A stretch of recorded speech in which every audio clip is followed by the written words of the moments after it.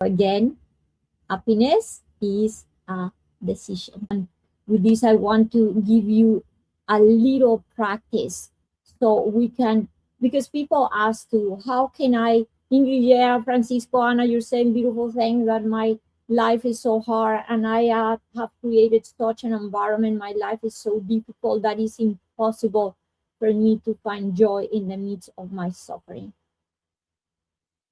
Everything is a process, like Francisco says. Everything needs to go back to the place of peeling layers and allow and give permission to ourselves to rediscover, to reconnect, to remember our inner peace, our inner joy.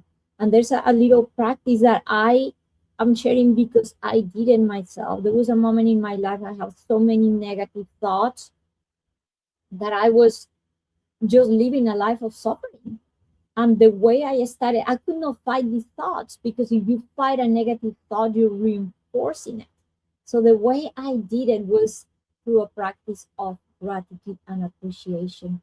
And I wrote 3 things that made me feel great. And again, it's going back to the place of simplicity. Something that made me feel great was like, oh, a cup of coffee I drink in the morning. Oh, that delicious shower I just took this morning, or I slept so good with my blankets. Things that are simple. Again, go back to simple. And every time I caught myself thinking something negative, now I made this a game. And then now there I was practicing awareness, because I was like, I'm going to catch myself. And the moment I catch myself, I'm going to have the intention to bring the things I feel great about. So what you do in this moment is you bring to your whole system hormones of well-being. You go out of the system of cortisol and reactivity and just being all the time in stress and nervousness to, it feels good. It feels good.